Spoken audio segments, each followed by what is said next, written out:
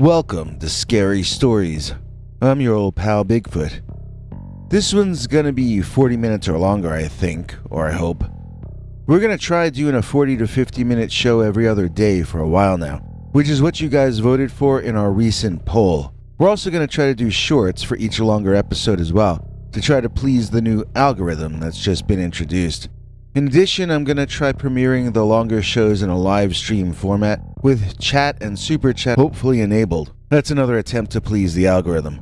I understand that some of you don't like live streams, but you can wait till it's not live anymore and then watch it in the normal way from then on. Right now we're mainly depending on the few who can donate to us and become members of our clubs to stay alive. The more we can please YouTube's algorithm, the less we have to depend on our viewers to keep us afloat, and the more fun I think it would be for everyone. So I hope you guys can bear with us during this period. Okay, now let's jump into our main event, the brand new stories illustrated in the thumbnail. We've got two never-before-told allegedly true accounts of Dogman in the American suburbs. We'd been getting a number of emails of people reporting things like that since the pandemic, but the two stories I'm about to relate to you are supposed to have taken place at the end of the 20th century. If there's any truth to either of them, then maybe the Dogman has been infiltrating human settlements, or at least wandering by chance into them, for far longer than previously expected. These were sent in by two completely different alleged witnesses, or else one person using two different emails. The first is supposed to have happened in the suburbs of Detroit in the 80s, and the second is from the Wisconsin suburbs in the 90s. Without further ado, let's get this show started with the compilation of two stories that we call Dogman is in the suburbs. Story number 1, Michigan. Dear Scary Stories NYC, I've got a true Dogman story for you that happened to me personally back in the 1980s. It started in Detroit, but it ended up in a suburb of Detroit mainly known as a vacation spot. It was the scariest night of my young life, even before the Dogman entered the picture. Let me start at the beginning so that you can understand. First of all, I had heard of the Dogman before this happened. I did not know anyone who had claimed to have seen him, though. To me, the Michigan Dogman was kind of a local variation on Bigfoot. It was rumored to exist, but I never remember hearing anything too specific.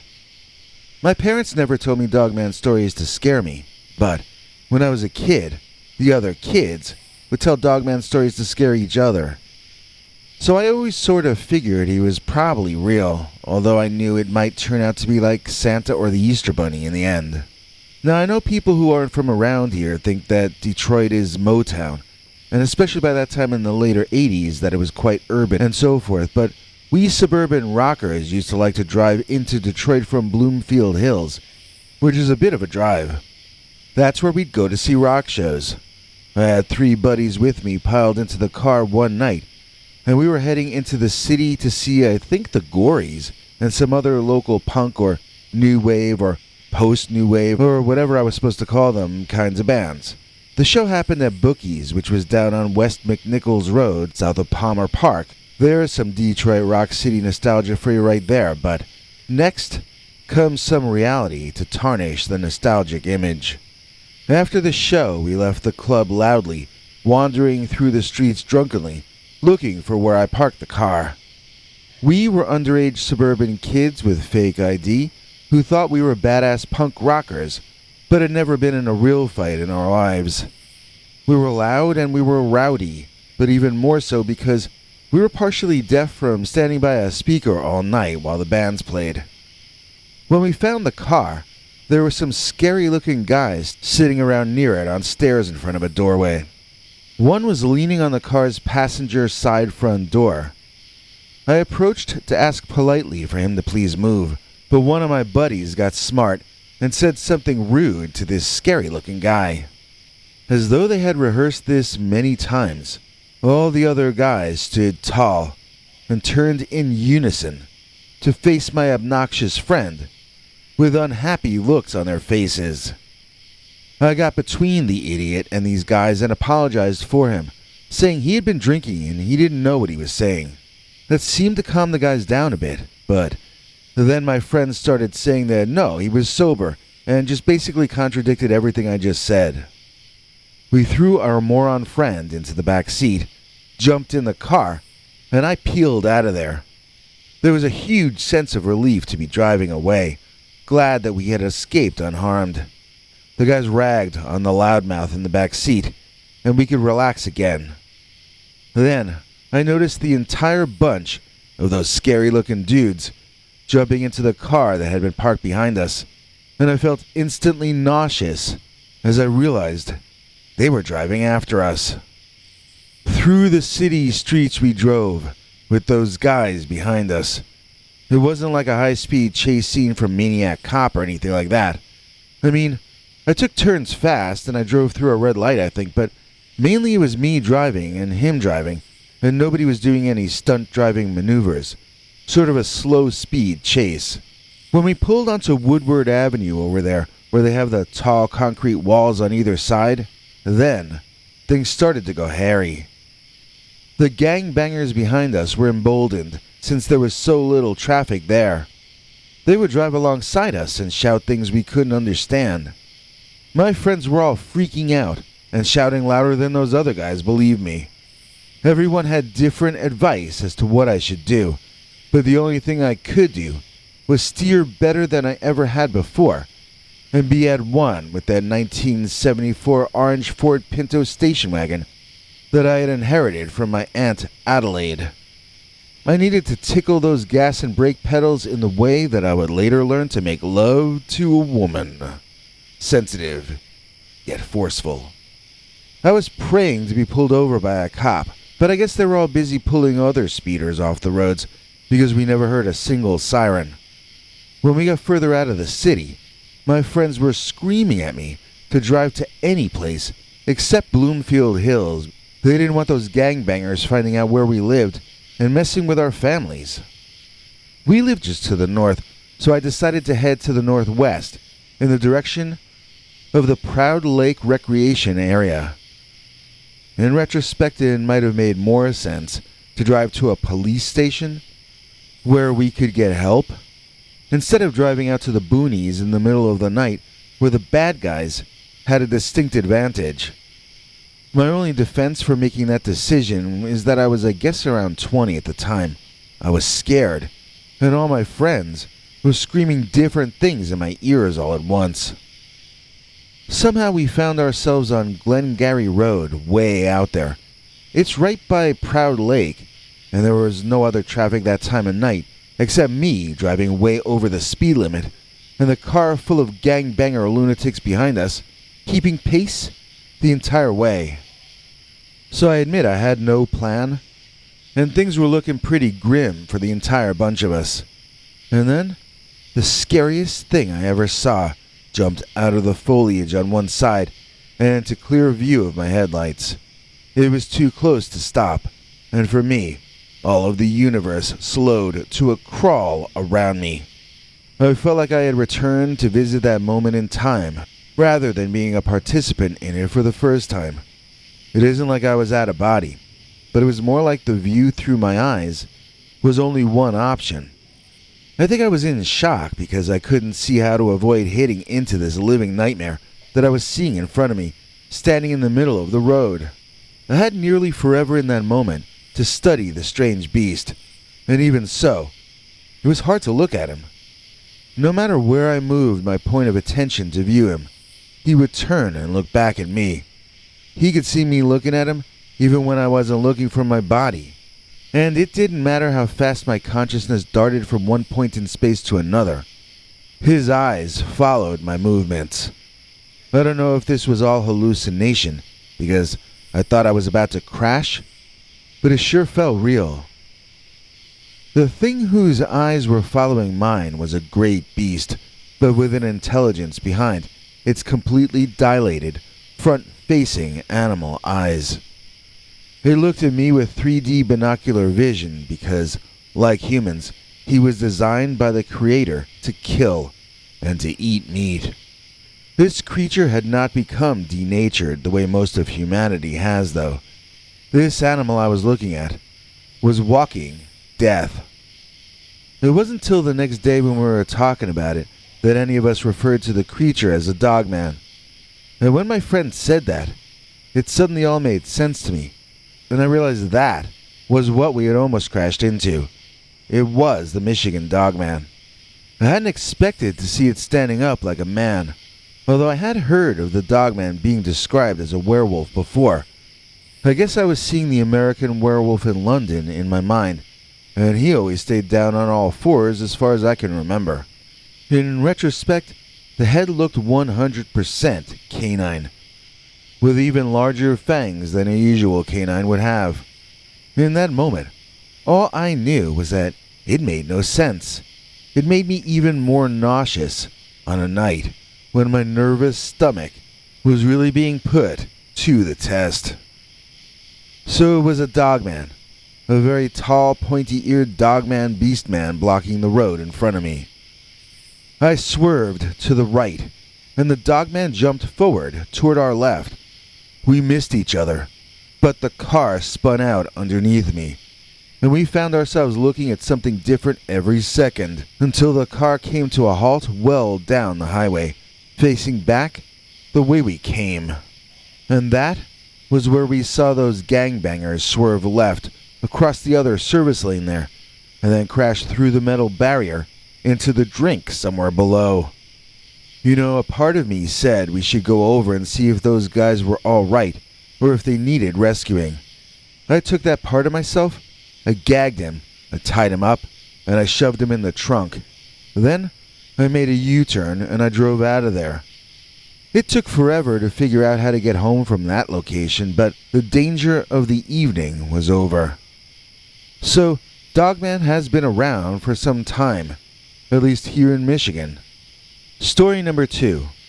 House sitting in Wisconsin. Dear Scary Stories NYC. So, back in the early 90s, I agreed to house sit for one of my supervisors at work. He lived in Fox Point, which is a pretty affluent part of the state. This guy's house was in the northeastern corner of Fox Point by the Schlitz Autobahn Center and Doctors Park. I would sometimes see birds over there that I never saw before, and I'd wonder what I was seeing. I mostly liked staying over there, but then something happened which changed all that. Well, in short, Dogman is what happened. I used to sleep in the back room on the main floor. It was smaller than any of the other bedrooms, but if I didn't make any messes up on the second floor, then I didn't have to clean up on the second floor either. So one night I heard a tapping at the window by my bed. I thought I was dreaming it, but it kept happening. Eventually I sat up in bed and looked out that window. Instantly, I threw myself to the floor, and I moved myself quickly away on that floor.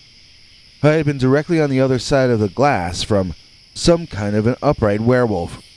It was not an upright walking canine as I hear the term used. It was some kind of creature, part canine and part human. The paws looked more like hands. The eyes looked intelligent, and yet they reflected eye shine which human eyes cannot do.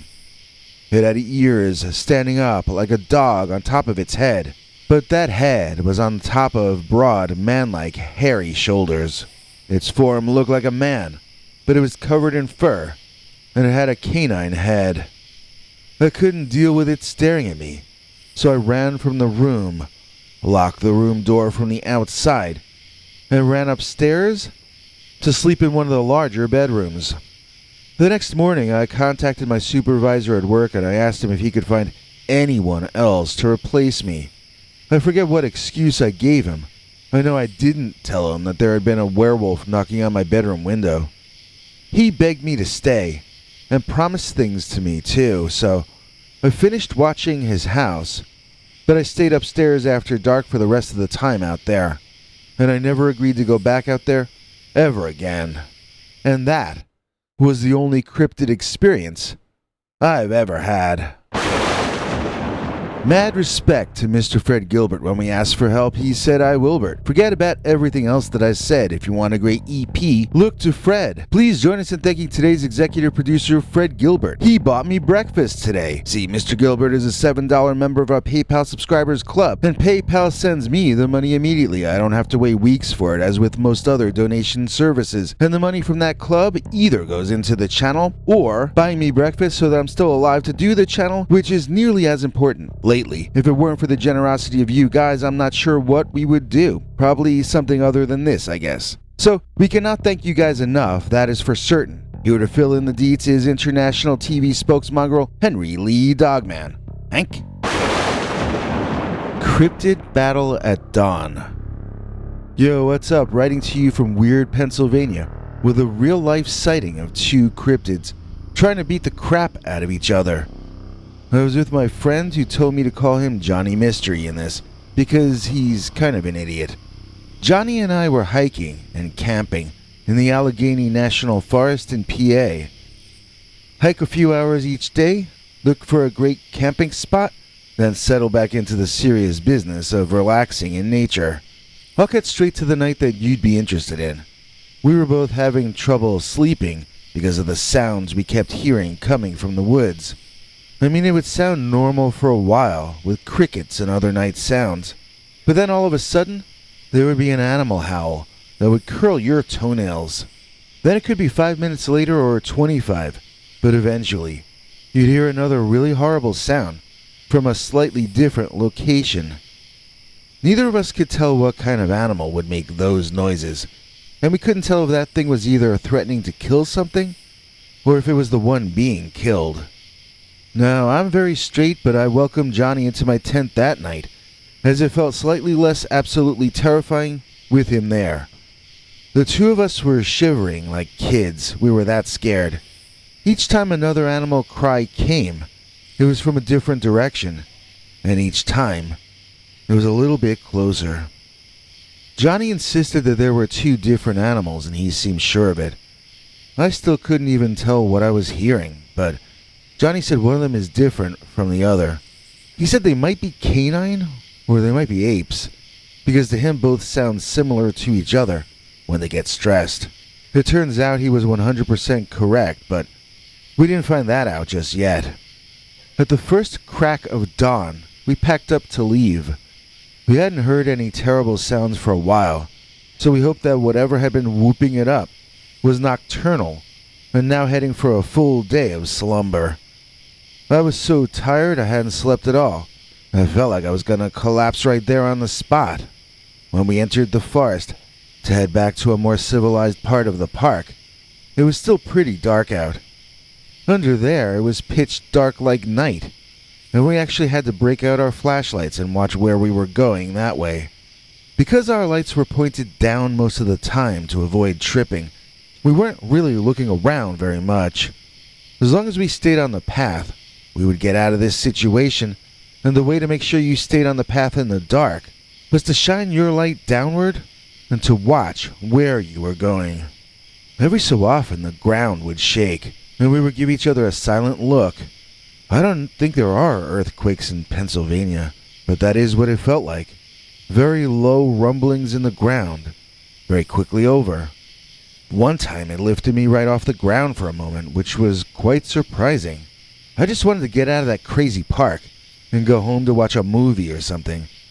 I was done with nature. It's too chaotic. But nature wasn't done with me, as we walked right up to these trees and almost walked through into the area where there were two hairy giants having some kind of a wrestling match. When I say giant, I mean it. Each of them had to have been 10 to 12 feet tall when they stood up, which they did not do too much of while fighting. Each of these guys had proportions like some kind of fantasy version of superheroes, I guess you might say. But they were not human. They were covered in fur. One of them was sort of gray, and he had a head like a wolf. His hands were like claws at the same time, while the other guy just had big giant human hands. That one had a dark brownish or reddish kind of a fur, and his face was a sort of a mix between a human and an ape. Johnny says I should just say that he had a caveman face, which I guess is another way to put it.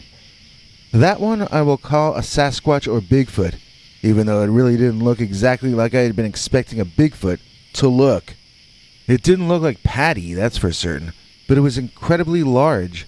What else could I call it but a Bigfoot? It had pretty large feet, so the title fits. The other one, Johnny says, was a loup-garou from Louisiana.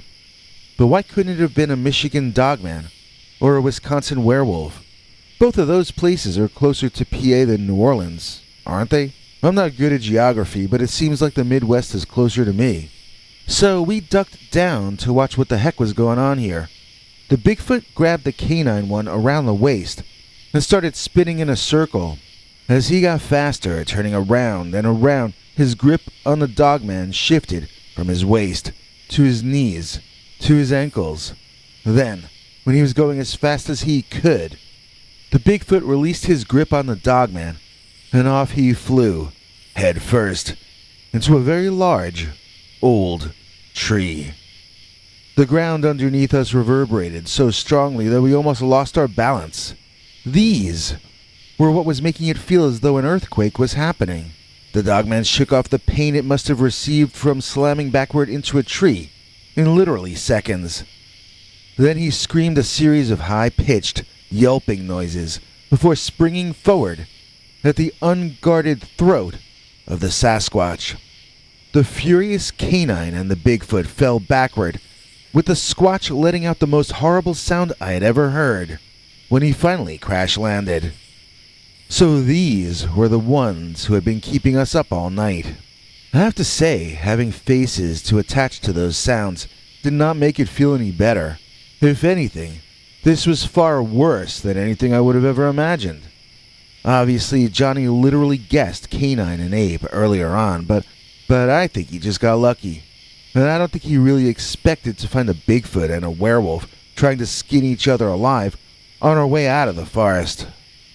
I'm thinking about it, and the way I remember it, I really was probably most expecting to find meth heads or something like that. I mean, if we came upon what was making the sounds. So I guess that would have been about equally as scary as this was. The thing that hit me even then was that we had been hearing them fighting the entire time that we were trying to sleep. They must have started about 10 or 11 at night, and they were still going as dawn was starting to happen. The Sasquatch did not seem tired, and the Dogman seemed downright manic. I mean, that Dogman looked like he had too many espresso shots, while I was an exhausted wreck, finding it hard to even think straight. I even wondered if I was dreaming all this, but there was old Johnny Mystery squatting next to me, staring in amazement at the exact same thing that I was. If two guys are ever going to be able to have the same hallucination at the same time, there's going to have to be guys with bigger brains than me and Johnny. This had to be real. It sure smelled real. There came a moment in the battle where the Dogman ended up standing straight in front of where we were hiding, behind a big tree and some bushes. Johnny ran one way and I ran the other when we both noticed the Bigfoot running directly toward that Dogman. His head was down, and it looked like he was going to crush that werewolf creature against the trunk of the tree. Well, as both cryptids slammed backwards into the ancient tree, all three of them started tipping over, falling exactly where Johnny and I had been less than a minute earlier. I tried to signal to Johnny that I wanted to run away, but I didn't think he saw me through the dust and flying leaves and bits of birds' nests and so forth. Both cryptids rose up, clearly not feeling well after their tumble. Then both looked up at the opening in the tree cover that now existed over them due to the collapse of the old tree. Both saw that it was morning, and then both sort of yawned and walked off in different directions. Johnny and I were like, WTH, man. Were they going to punch out the time clock before going home to watch TV? I mean, what made them fight in the first place? Where did they get the stamina to fight all night? And so then the sun comes up and boom, the fight is over? I don't even understand any of that, so don't ask me. I went home, and for the next week, I was off my game. I couldn't sleep right at night, and I never woke up completely during the day because I was so tired from not sleeping at night. I kept thinking I was hearing stuff each night, and sometimes I was. But it wasn't a dogman fighting a Bigfoot. It was a police siren or a neighbor's dog or something like that. I really like to camp and hike in the summer, and even now I'm itching to find a weekend to get away. But each time I check a calendar and think about making some plans, I remember that night from hell and how long it took me to recover from it. I'm not as young as I used to be, and maybe I shouldn't be roughing it so much. Maybe I shouldn't be taking so many chances. Maybe I'm too old to be exposing myself to the dangers of getting too close to a cryptid battle at dawn. Sometimes I can be witty and make a double entendre. However, it's a pity I'll never be as cool as Sandra. Please join me in thanking Sandra Freeman, one of the great supporters of this channel. Sandra has been on our $10 level for 10 months straight now, and we can't thank her enough. In return, she gets all our perks, as well as our undying gratitude. Hey, Willie here with 5 new t-shirt designs for you guys. By request, we're adding this lovely Chillin' with Dogman t-shirt in both the no text and full text versions. In addition, we've added this lovely green night vision I got herded by Dogman line of apparel. Not for you? How about my mother is a werewolf? I chose Dogman over my wife. Not to mention our original line of great t-shirts, including our best sellers, I Free to Capture Dogman, and I Know the Dogman is Real. Links are in the description, so check them out today. Dogman rose out of the mist. Dear Scary Stories NYC, have you ever thought about the Dogman in any way other than the 2 main consensus reality views? That either he exists as one or more animal species, most likely canine variations, or else the creature is fiction created out of folklore and superstition. What about the options in between those two? Are you one of the people like John A. Keel who think that cryptids and high strangeness may in fact be a mask for something even stranger? Or do you throw your lot in with the believers in magic and the supernatural? Some even straddle that line, arguing that the paranormal may in fact be something very real, but simply beyond our current level of scientific understanding. Where do you stand on the true nature of the Dogman? Is he what he appears on the surface to be? Or are we dealing with something a lot more complicated than a rare species of dog or wolf? I never thought much about the Dogman as I was growing up, even though I'm from Michigan. In my early 20s, though, I had an event happen in my life which sort of throttled me awake and changed everything. My way of seeing the world is not only different since that event, but it continually changes all the time since that event. This Dogman experience that I survived didn't only change how I see the world and how I think about it, but it changed the very nature of seeing and thinking themselves. Could all that have happened to me just because I saw a rare animal? I think the power that Dogman sightings and experiences have indicate that this is far more than just another predator, another hairy beast living in the parts of the world that humanity mostly rejects and avoids. Let me tell you my Dogman story so that you can understand why my head is filled with these kinds of thoughts.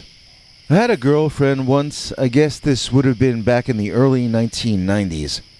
She was really into all this new agey sort of magical stuff. Let's call her Nancy. Nancy always told me it wasn't new age, it was something else, but to me it sounded like a load of make-believe, no matter what name you put on it. There was a point during one summer when I gave up and sort of went with her idea of what made sense. I was earning a living doing different kinds of freelance art, and I was making enough to afford taking lots of time off. So when Nancy told me she wanted to borrow her aunt's mobile home RV monster contraption and drive to the woods in Wisconsin, I was all about it. If you're in the woods alone with your girlfriend, her crazy ideas about how the world works don't seem half as annoying anymore because you don't have any sane people around to compare her to. So what annoyed me at home seemed cute when we were camping in the woods. What's that, dear? Nature spirits? Sure, honey, now give me another kiss. And that's how the beginning of our camping trip went. Both of us deep in our own worlds, but they were worlds that were complementary to each other. And so we were both feeling content and having a good relaxing vacation. I can't remember the name of the place we were at, but I think it might have been this one I see here on Google Maps, called Heart of the Forest RV Park. They call it that, but I can see on Street View that these days it's down the block from the Dollar General store. Plus, there's a gas station, a diner, a discount store, etc. I don't remember if there was that much stuff back there then, but maybe there was. The point is, once you go through inside, it becomes its own separate world. We chose a spot in the back by the woods in a corner to be as alone as possible. During the days, we'd go outside and walk right into the woods, squeezing between the trees. I don't know who owned that land, but there sure was a lot of it. I mean, the park we were in took up a rectangle of space on the corner of this forest. It had to have been made up of 100 rectangles of forest the size of our park. We may not have been in the heart of the forest, but we were on the lower right-hand corner of it, and we enjoyed walking through the trees in an unplanned way, feeling completely in the wilderness, then checking our compass and heading over to the diner for some lunch. It was the best of both worlds over there, and we were both very happy for it. I guess the first week of the 2 we planned to stay there went really well. When Nancy was talking about nature magic and reciting poems to ancient deities in those woods, it felt like it made sense. There was one night that she got a bit carried away with it though, and I guess that is the night that this is all leading up to. We both got some wine from somewhere, I honestly don't remember where. Anyway, neither of us had been drinking for months, so we just had a few sips of this wine. And then she got into her let's conjure a spirit entity mood. She would make up a ritual on the spot, partially based on things she had read about old pre-Abrahamic religions and partially based on things we had learned from reading the D&D handbook. In this case, she was trying to conjure up the spirit of the woods, or the spirit of nature, or something like that. I helped her, doing what she asked, and doing it passionately. Just because, it felt like the thing to do and I was having a good time. I really did not understand what a nature spirit was, or a god form, or anything of the sort. I figured this was just more of Nancy's make-believe magic, and as I said earlier, that didn't bother me as much when we were out in the woods, and the neighbors didn't hear her talking like that. So that night we fell asleep on the grass beside a small river, or a large stream, and we slept under the stars. I remember waking up in the pre-dawn hours to find that I couldn't see anything but white smoke. I sat up in a panic, thinking that I was in the middle of a fire. But in fact, the entire area was covered in about 2 feet of mist. It extended out over the water, so that if there hadn't been weeds sticking up along the edges of the river, you might actually walk directly into that river without even realizing it. The mist changed the environment in that place drastically. And I have to admit, it sure looked like the kind of magic that Nancy was always going on about. I nudged her awake, and she reacted in a similar manner to myself as she opened her eyes to see nothing but mist. When she sat up and looked around, I chuckled, expecting that she would calm down when she saw the incredible scene that we were in the middle of. Instead, she looked past me, and her eyes grew even more alarmed. "Wow," she whispered to me. "Look at that." I turned and stared as this massively muscled, dark gray man rose up out of the mist in the direction of the river. "That's Batman," I whispered back, and I wasn't even joking. It was a super muscular dark gray figure with long pointy ears sticking up on top. Where his eyes should have been were these almost white, glowing spots that looked like he had flashlights in his eye sockets. Who am I describing? I'm describing Batman, right? The figure walked up out of the river basin and onto the land.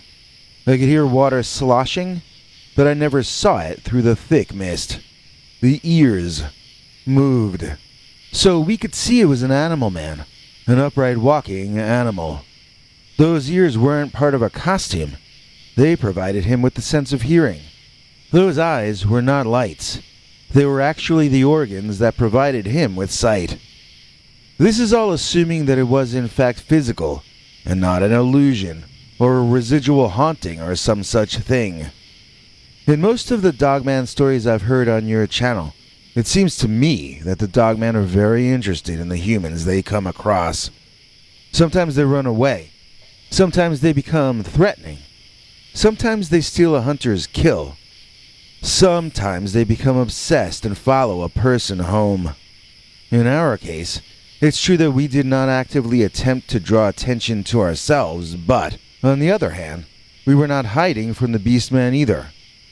He looked around the scene, did not seem to have noticed us, or else just really didn't care. And then, he marched forward, into the misty woods, and out of our sight.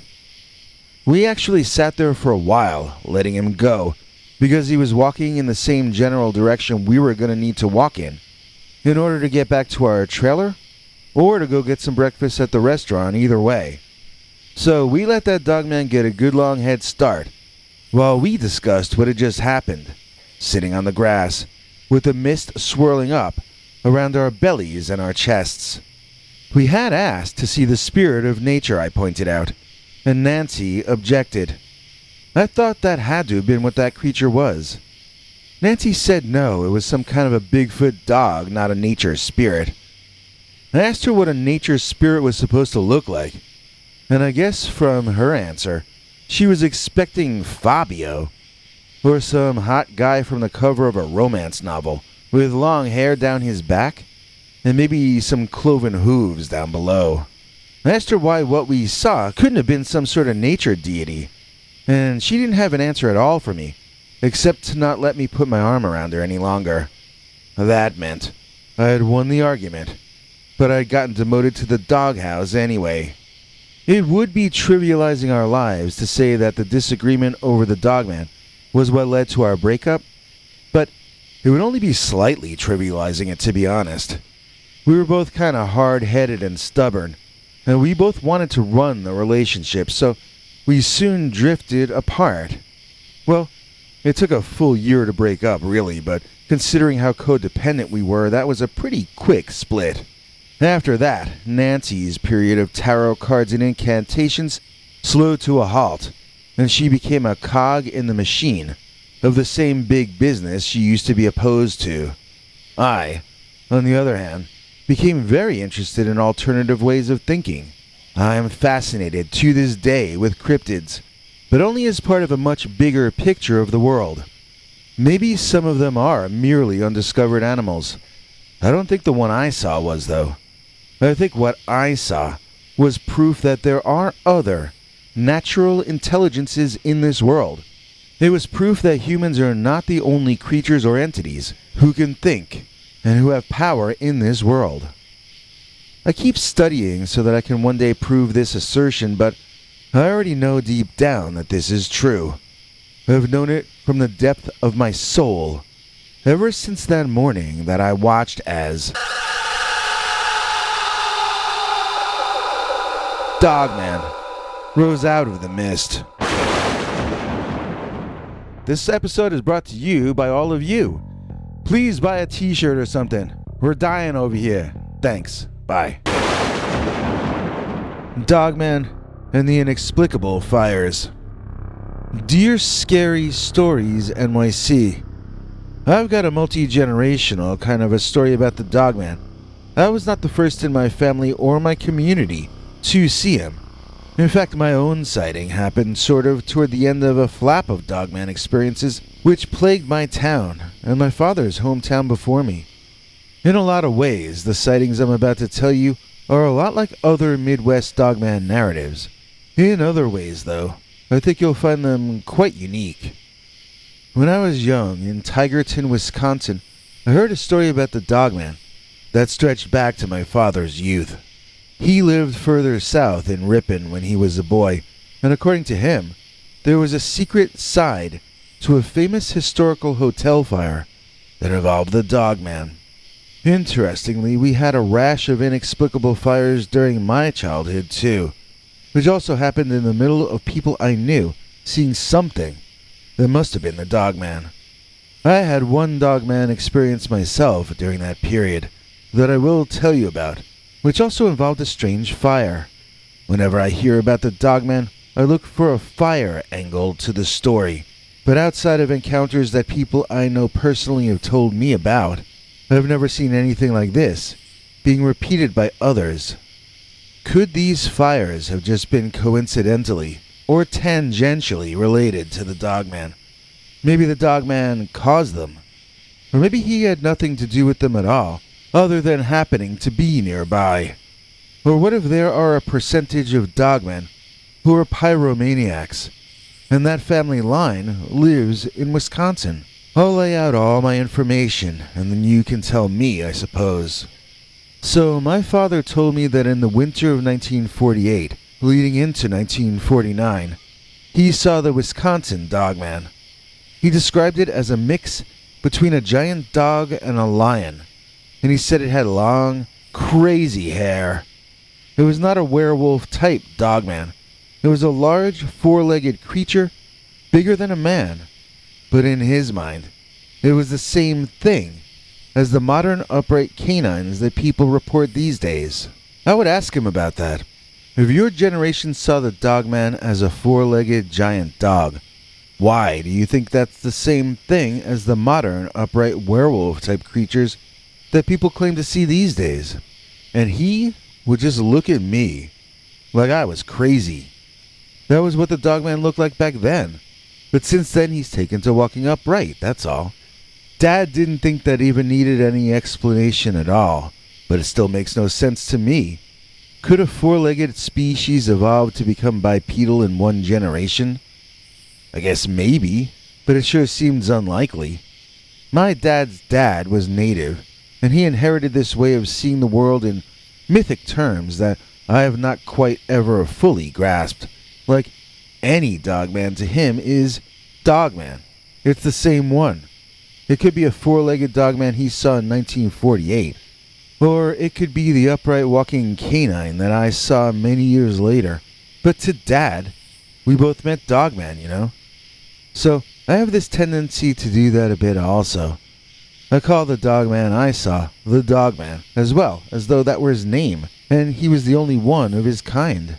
It's semantics, but it can mess with your thinking, so I thought I should point that out to make you conscious of it. Once you're aware, then you can decide for yourself how to interpret the things I say into what makes sense to you. At any rate, my father's Dogman sighting was of this immense, shaggy wolf sitting down in front of a tree that was on fire in the woods outside of town. It was the only tree in this clearing, and it was a fir or a pine. The thing was engulfed in flames that shot up to the sky, and the dog sat in front of it, looking absolutely peaceful. Dad said he ran closer to the tree, trying to figure if it would burn itself out, or if this was going to cause a big forest fire. As he entered the field, however, the Dogman stood up on all fours, and was already eye level with my dad. That dog bared his teeth, and he growled, and his eyes flared orange and yellow, reflecting the light back from the fire. That was the thing he would talk about the most of all, how its eyes seemed like they were on fire too. So Dad backed off and left the growling lion dog alone, and the creature went back to watching his tree burn. When Dad came back later with his dad and a neighbor, they found that the tree had burned itself out, and that the Dogman had left long ago. Dad said there were other cryptid sightings around that time, mostly brief, with the Dogman racing across a highway in front of a car, then disappearing into the woods, or appearing in a backyard, only to run away quickly when spotted. There was one story he told me about a fire in the back of the bread factory where a large dog had supposedly been seen recently doing something mysterious.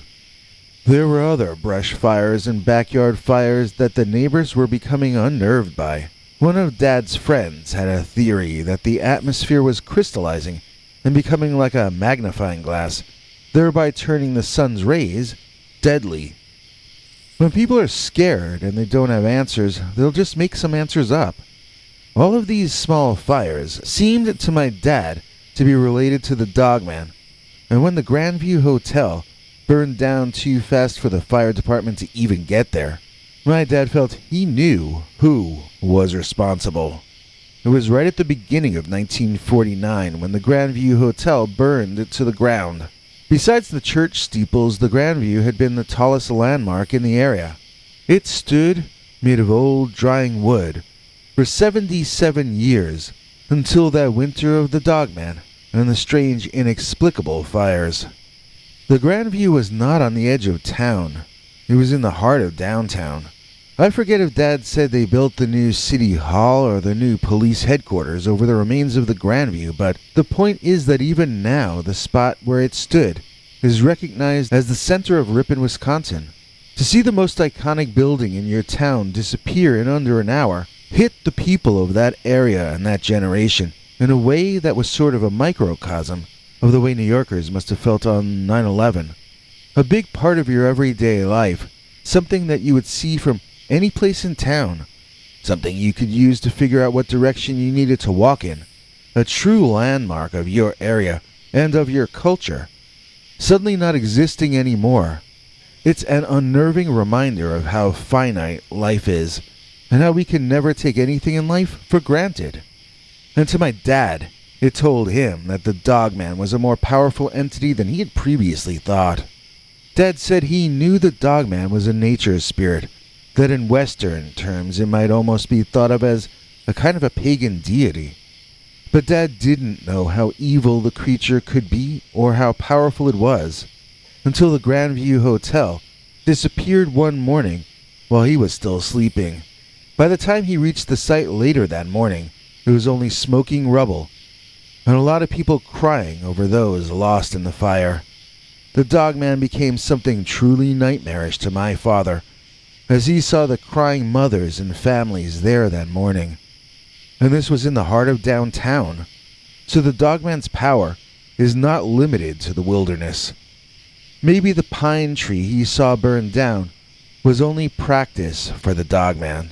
My father communicated to me a sense of cosmic dread that I would only find again when I was in college and I got into reading old Lovecraft stories. To my dad, the real horror was if the Dogman turned out not to be evil. Maybe he wasn't trying to hurt humans or humanity at all. Maybe we just weren't important enough to the Dogman to care about our feelings either way. To Dad, that idea was far more terrifying than the prospect that the Dogman might hate us. What if we weren't even important enough to dislike? What if we were just in the way, like an infestation of roaches? Of course, these days we have human beings who feel this way about humanity and seem to be intending to act on it, but back then, in my father's generation, this was about the worst possible nightmare. What if we aren't the chosen ones at the center of God's universe? What if we were judged annoying, and we were to be exterminated? So there are Dogman sightings in the area in the years following 1948, but none that happened in our family's inner circle, and notably, none that involved arson or mysterious flash fires. My father began to think that this phenomenon was limited to the post-war years and was over for good when he overheard me and a friend of mine discussing the new hot rumor among my classmates, which was that there was a werewolf roaming around in the woods near the OHV park and the campground at the edge of Tigerton. My brother had a best friend that I'm going to call Bruno because he was heavy into watching wrestling on TV. It's a reference to a wrestler from my dad's generation. Anyway, Bruno's family's house had a tree with a birdhouse in it on the southern edge of their property right by a small woodland which at the time hadn't been developed yet. So Bruno's mom sent him out back to fill the birdhouse up with birdseed. But when he was about halfway across the lawn, and this was not at night, this was in the morning before school, Bruno said he saw a hairy man with a dog head standing naked right under the birdhouse and the bird feeder.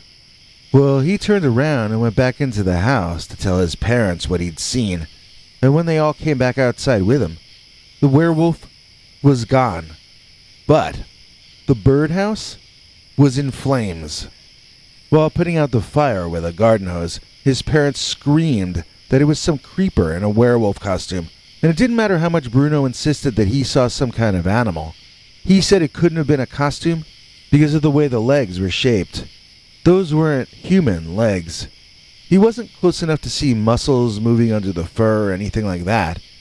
He just noticed how natural its movements were, and how inhuman they were at the same time. Its ears twitched when bugs flew by. How could you do that with a costume? I mean, it is possible to do in a costume, but would that really be your priority if you were pulling a prank and dressing as a monster in the back of someone's yard? Would you really be devoting time and resources into coming up with a realistic way to make your ears move? Honestly? And the eyes glowed back from the shadows, which is something that human eyes cannot do. It just didn't make the slightest bit of sense to think that this was some kind of homemade werewolf costume. He never said it was particularly tall, so I think it could have been a human in disguise in terms of the size of the beast. But the waist was too narrow, the ankles as well, and the overall body shape, if it were indeed a costume, would not have permitted a human being to fit inside. Bruno tried to explain this to his parents repeatedly, but they still thought of him as their stupid child, and they didn't respect a word that Bruno said. The more he insisted that it was a real animal, the more convinced they were that it was some younger person from the area, causing mayhem. Bruno's parents went around treating all people our age and younger back then like we had all set their birdhouse on fire. But I believe Bruno that it was an animal, because I think I saw the same thing, and I also saw it in relation to a strange fire. Now, Bruno lived fairly close to the campground and the OHV or off-highway vehicle park that we overgrown kids like to hang out in. Honestly, I'm embarrassed to admit this, but I was 30 and I was still hanging out there. I didn't move out of my family's house until the next year, and if you want to laugh at me about that, I suppose I deserve it, so pause the video, laugh all you want, and then I'll resume. There were some of us who might never have known what an off-highway vehicle was if we didn't happen to live in or near Tigerton. But since we did, we sort of got into the sport. One day my buddy I'll call Cheech was with me because his brother actually owned an OHV, and when he was in a good mood, he let one of us take it for a drive on the track. So one day Cheech and I wanted a break from the driving and breathing in dust. We indulged in some organic herb as we walked into the woods past the park to chill out for a while.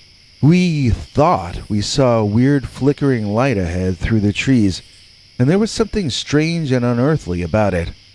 I swear the light looked blue to me at first, and I thought we were seeing a UFO, or a magical gathering of fairies, or something truly strange. As we got closer and closer, though, we could feel the woods getting hotter and hotter. We walked forward into a clearing where I swear to you, there was a tree. One tree. One fir or pine. A Christmas tree, basically. Just as my father had described seeing so many years earlier. And it was on fire, just as my father had told me he saw in his youth. And there was a canine standing in front of it, staring at the burning flames, its eyes glowing orange, yellow, and red, looking like they were lit from within. But this canine was not sitting on the ground like a dog or a wolf, was standing up tall on his hind legs. His canine hind legs, and he looked more like a man in a werewolf costume than any real living animal is supposed to look. But this was not a costume. It was a living being. We were close enough to it to see the veins in its neck and its temple pulsing. Rick Baker couldn't have built this as a costume if he worked from now till doomsday. This was something that was alive, and it was standing far too close to that very hot flame. I was surprised his fur wasn't catching on fire. Cheech seemed only concerned with the fire and pretty much ignored the canine. He tugged on my shoulder, saying we had to report this fire before half of Wisconsin got burned down. I was stunned by what I was seeing, so I just went along with him. When we got to the fire department in town and sat there waiting to speak to someone about what we'd seen, I told Cheech that the fire was going to be out before we got back. This was the same story that had happened to my father, now happening to me. The Dogman only set that tree on fire to practice for a bigger fire that was still coming up. We led some firemen to the spot, and as I already knew what happened, we only found the one tree completely burned down, without even burning much of the grass around it. It reminded me of stories of spontaneous human combustion. The tree itself was burned to a black, powdery cinder, but the area around was mostly left unharmed. So that was years ago. I don't even live in Wisconsin any longer. No major fires broke out right after that, at least none that affected my family directly. I'm sure there were fires in the Midwest during that period, so if I were to match dates, maybe I really could find a fire which immediately followed this incident. It's sort of the missing part of the puzzle, but it's a puzzle that I am not eager to complete. Right now, I can think that it's all very interesting, but it must be a coincidence. If I find a major fire nearby that happened right after that day Cheech and I saw the Dogman staring at the burning tree, well, that would make it seem a lot more true, wouldn't it? And that would be one more thing to keep me up at night when I've already got insomnia. So I don't really feel that there's anything for me to gain from looking into this or thinking any more about it either. And yet, I can't help but have dreams about the burning tree that I wake up from screaming.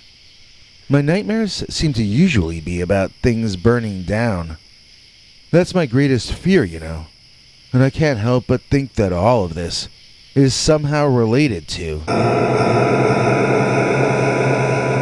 Dogman and the inexplicable fires.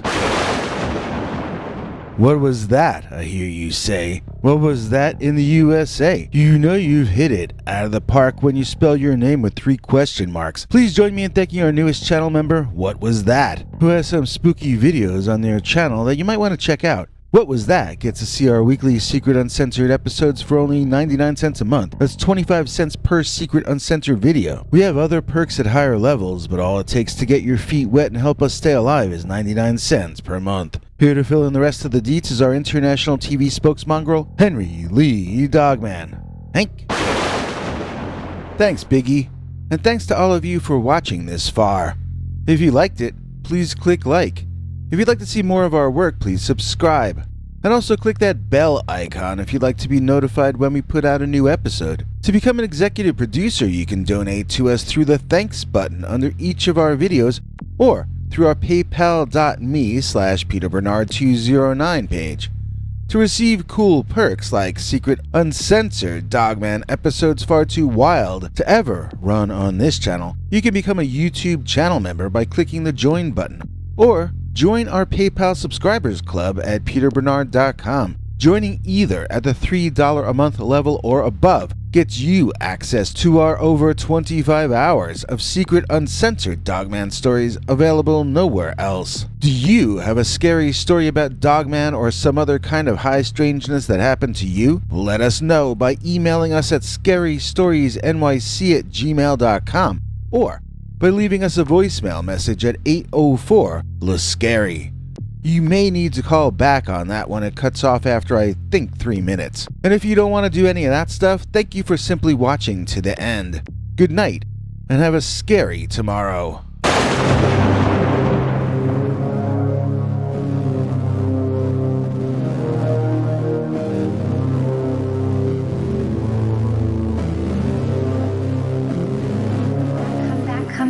more scary stories.